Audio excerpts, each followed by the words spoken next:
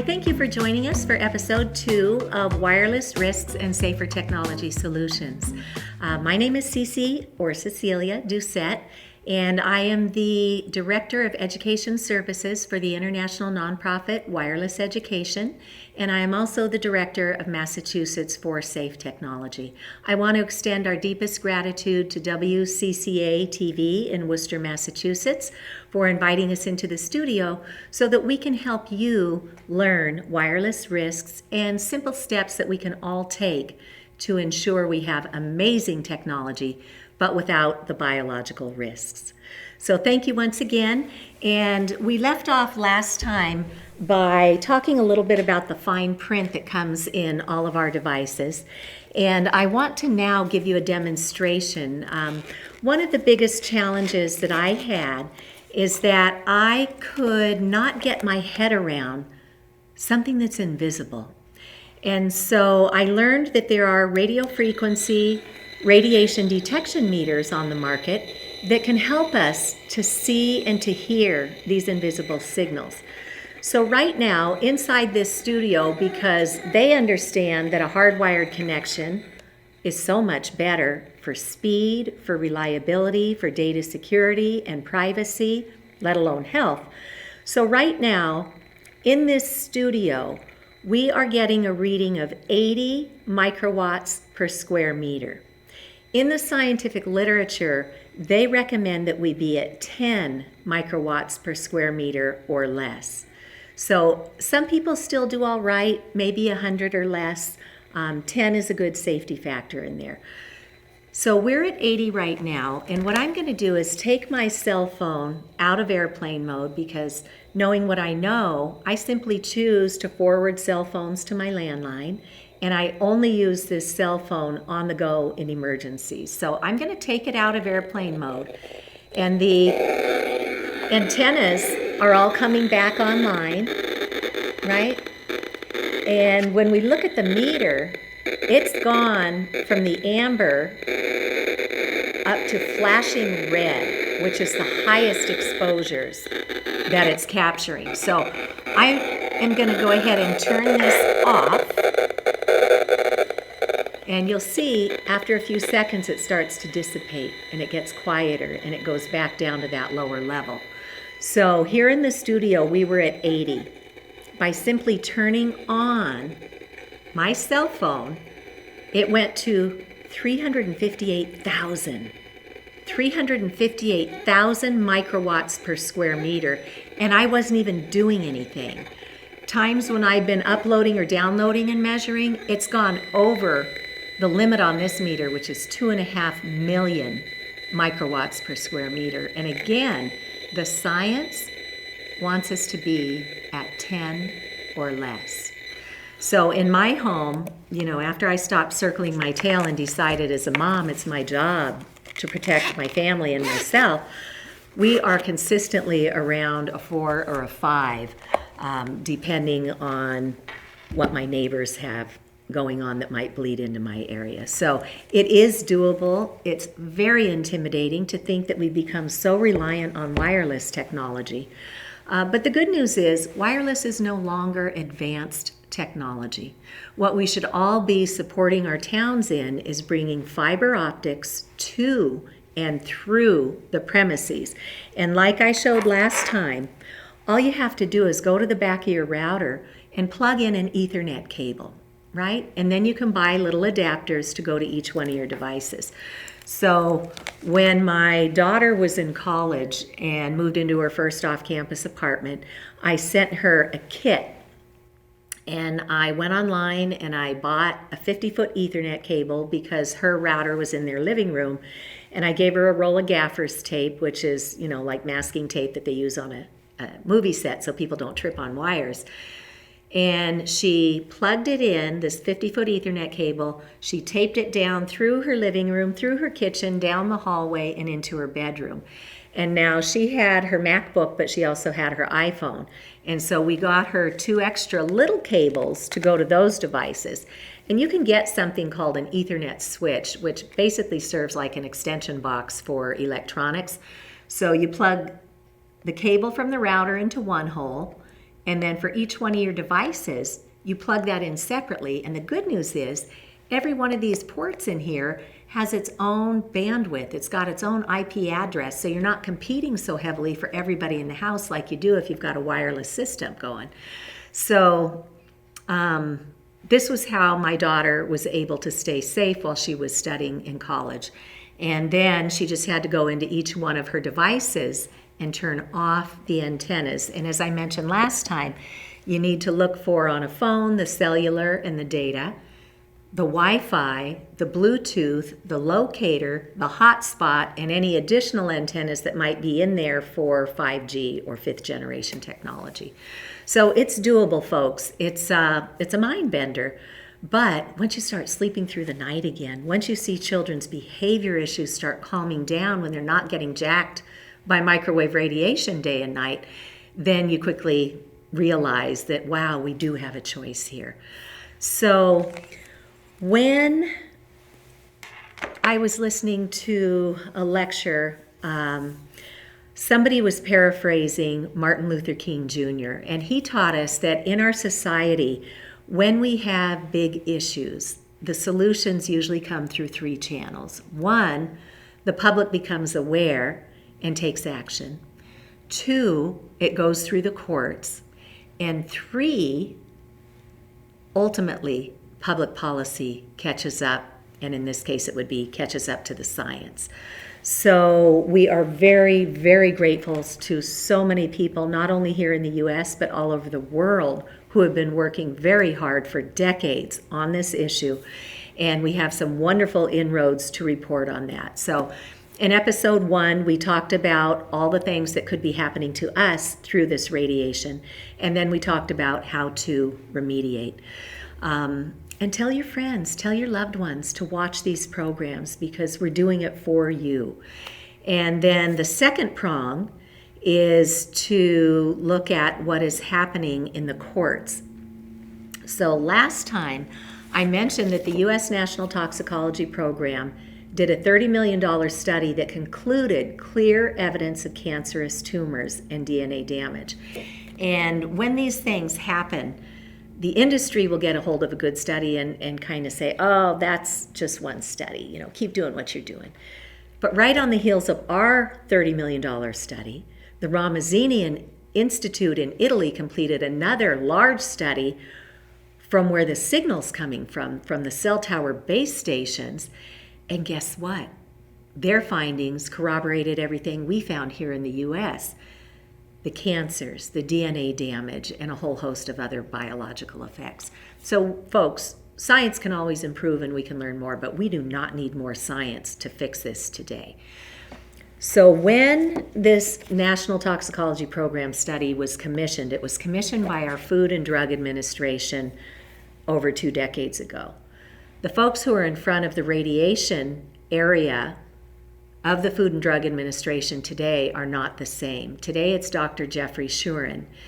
And one would anticipate that when the National Toxicology Program, which is the gold standard for radiation and other toxics research across the world, when the NTP says clear evidence of cancerous tumors and DNA damage, that is supposed to trigger public policy to bring the science in line with public policy.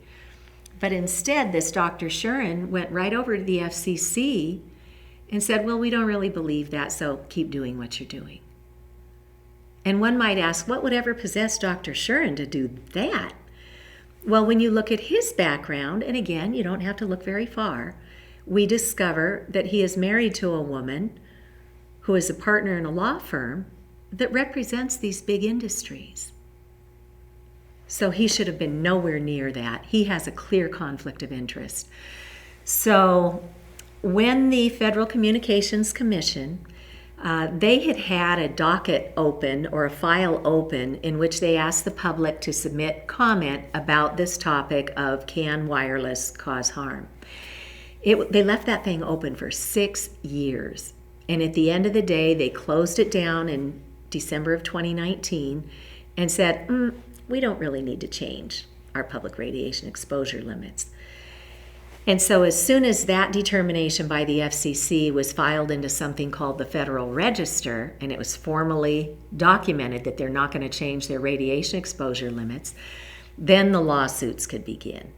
So the Environmental Health Trust is arguably the world's largest database, think tank, research repository on the wireless radiation issue. And so they sued the Federal Communications Commission.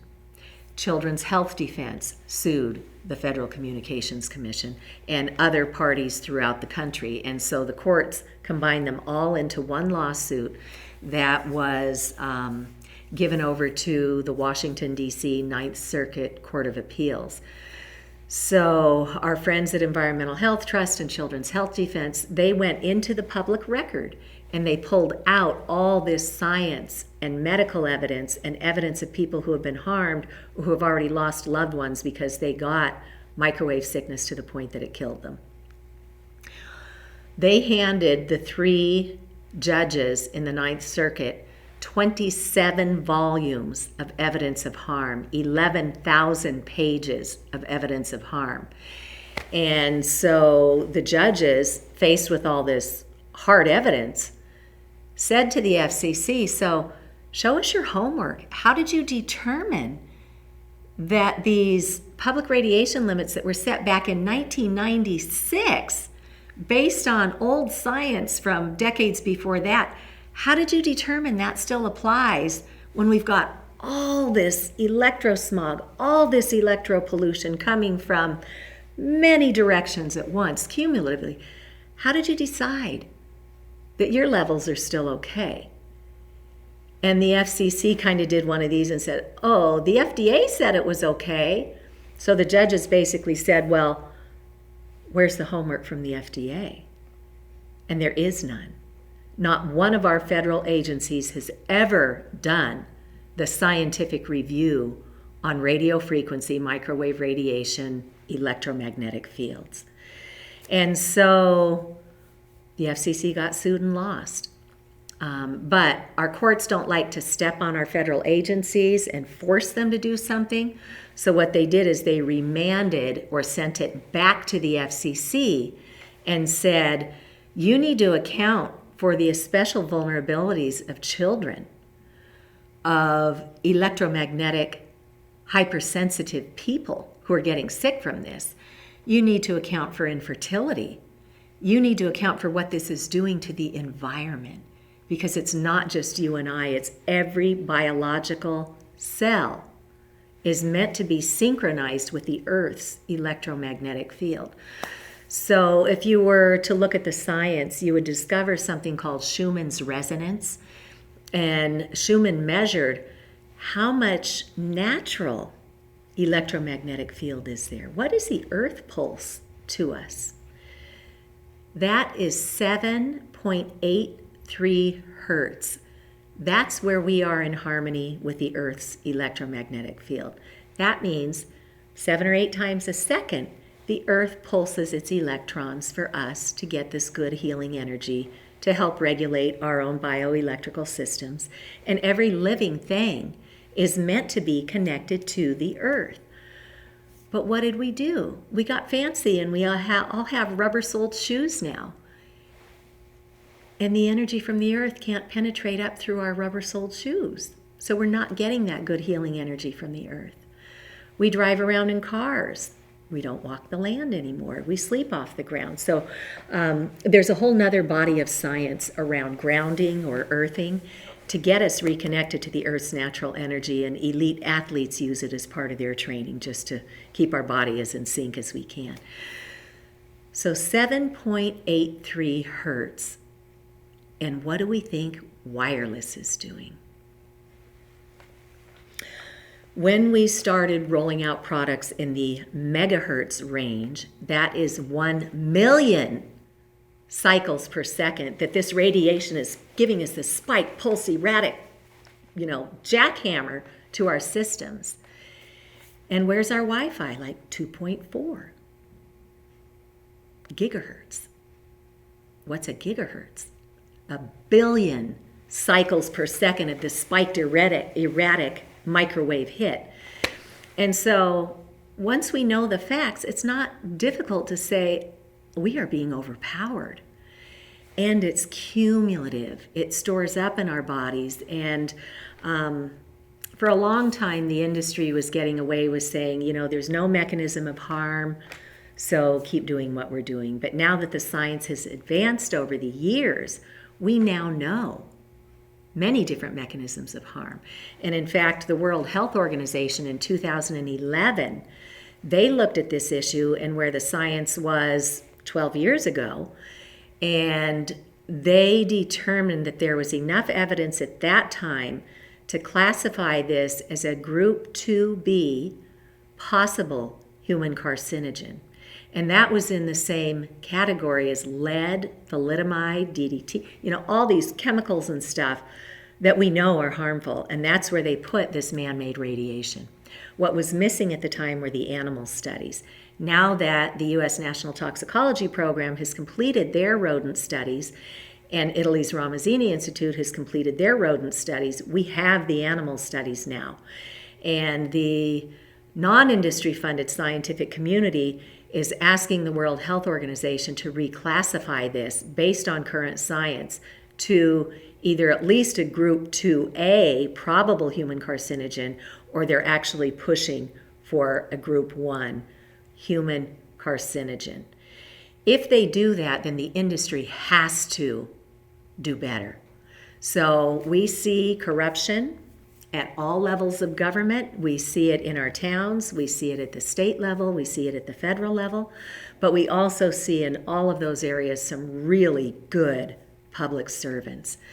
So we have the lawsuits happening. There's a lawsuit in Pittsfield, Massachusetts right now where Verizon broke through a dead-end street, put up a cell tower illegally right on top of this neighborhood, and within weeks, the children and the adults were getting so sick that they have had to abandon their homes. And this fight in Pittsfield has been going on for 3 years now. And for the first time in the United States, a city council commanded their Board of Health to investigate. So these families that got so sick have medical diagnoses of electromagnetic illnesses. And so the Board of Health spent 15 months investigating, speaking to the doctors, speaking to the scientists, speaking to engineers, and learning about this. And they wrote an emergency order to Verizon. Please come to the table and let's figure this out, or else we will be forced to issue a cease and desist order. There was already a gentleman who is in Pittsfield who said, I have commercial property. I don't care if you put your cell tower on my property, but let's get it away from this neighborhood. These emissions do not belong in residential areas. But Verizon is not a good corporate citizen, and they wouldn't come to the table. Instead, they went and got an injunction in the courts against Pittsfield, saying that they believe they have every right to site these cell towers where they want to site them, because you can't say we got harmed.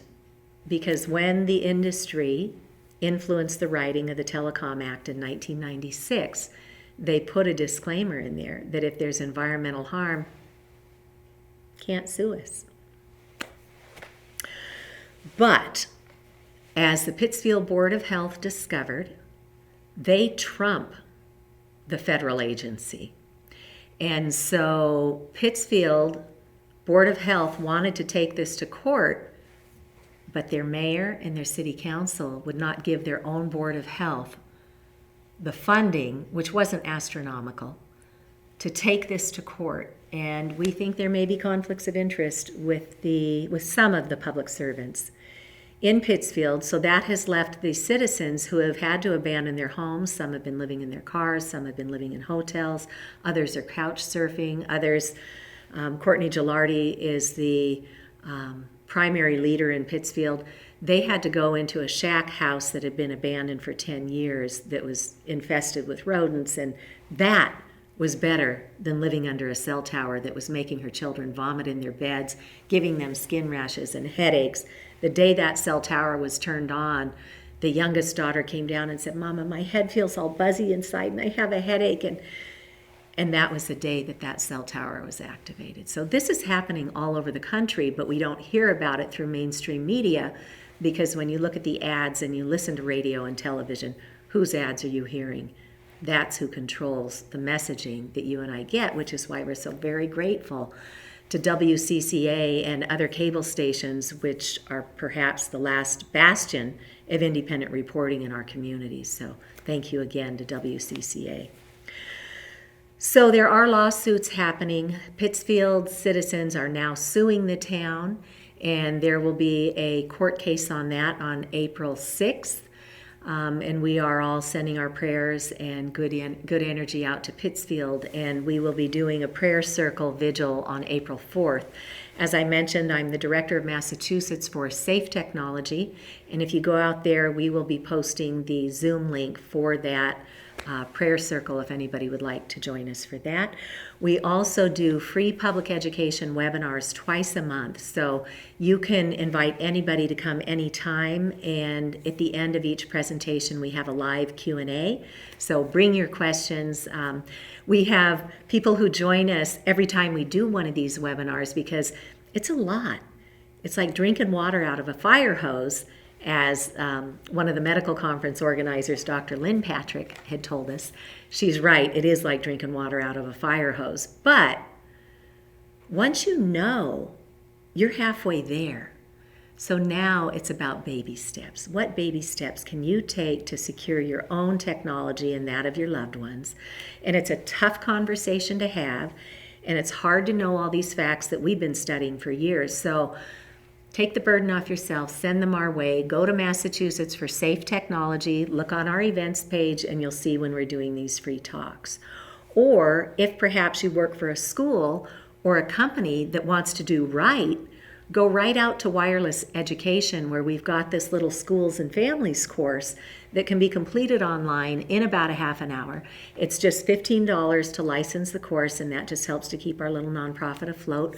We offer discounts to schools, and if you are a good corporate citizen that has a company and you license the course to train your own staff, then we will grant you the opportunity to select a local school, and we will donate the licensing to train the teachers, the staff, and the mature students in your school district at no charge. So we've created this little Robin Hood model because we want everybody to have the opportunity to learn and then to choose safe technology. And again, it's not rocket science to fix. All you have to do is run Ethernet cables with adapters to your devices, and that's how we always used to access technology before we got sold by the industry on all this all Wi-Fi all the time. So there are good things happening in the courts, and there are really good things also happening at the state level with legislation. Here in Massachusetts, we have had bills filed for 10 years. We have done some really hard work to get them voted out of committee, but ultimately Massachusetts has failed to pass anything meaningful to even educate the public. Perhaps this session we will have better luck. I want to give a deep moment of gratitude to Worcester's own Senator Michael Moore, who has been chaperoning a bill regarding utility smart meters. So you and I have control over devices that you and I bought. We can choose to hardwire and turn off the antennas. But the utility industries have begun to put meters on our home to measure our consumption of gas, water, electric, and sometimes even the propane tanks. And to save having to pay a walker to go take those readings every month to do our billing, the industry came in and said, let's replace those analog meters, which, by the way, would last for 40 or 50 years, so they were much better for the environment. They've talked our towns into replacing the analog meters with a digital meter, and in some cases a smart meter, that has a wireless radiation antenna component.